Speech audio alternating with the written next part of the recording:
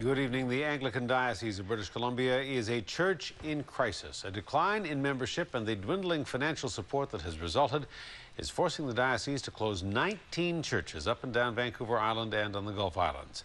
It's a decision that will have an impact not just on parishioners, but on community groups which rely on and operate out of the church buildings and who will feel the pinch. A News reporter Astrid Brunschmidt has the story.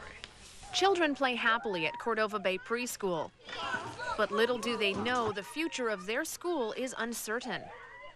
Cordova Bay Preschool leases space from this church, St. David by the Sea. But this morning, the Anglican Diocese of British Columbia, covering Vancouver Island and the Gulf Islands, announced a dramatic shift in mission, structure, and culture. Too few people in the pews has forced the disestablishment, or closure, of 19 churches, including St. David's.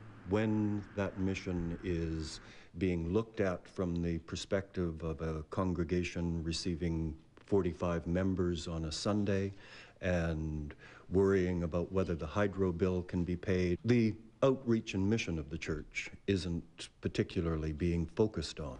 It actually makes me feel awful because I had no idea that this was going to happen. And it's really sad for all the children that go to this preschool because it's such a great place for them to learn and come and experience. It's close to their home and it's a really good neighborhood. Finding a new place for this preschool could be as difficult as it was for the church in crisis to make these recommendations. It is painful. The plan is to see St. David by the Sea sold or leased and encourage parishioners to move to a hub church in Gordon Head. People who aren't members of the church say they too will feel a sense of loss in their community if the doors are closed for good. You're losing part of your community when you lose a church. I think it's a good thing for the neighborhood. It's had wonderful Christmas parties and things there. This church here does close. It's going to be a net minus, a net loss. With 19 churches closed, some of the real estate can be sold for millions of dollars. Dollars that the diocese says can be spent creating 5 hub churches in the capital region and supporting the remaining congregations. The transformation team says the reconfiguration is necessary for the church to survive and thrive in changing and challenging times.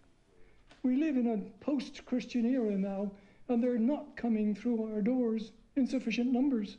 Translation: people simply don't attend church on Sundays anymore.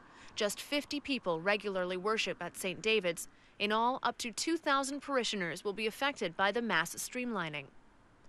From Crofton to Saanich, South Pender to Oak Bay, few communities will be untouched by this decision. A full list of churches slated for disestablishment is online at bc.anglican.ca.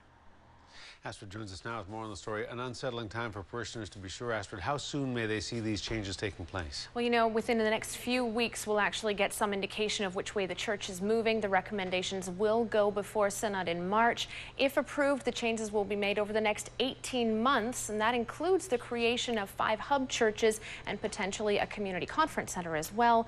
The church says that it's been looking at its situation over the past 5 years and believes it's also time to start targeting a younger demographic, because Hudson, the average age of the parishioners is between 58 and 68 years old. All right. Astrid Brunschmidt reporting. Astrid, thank you. You're welcome.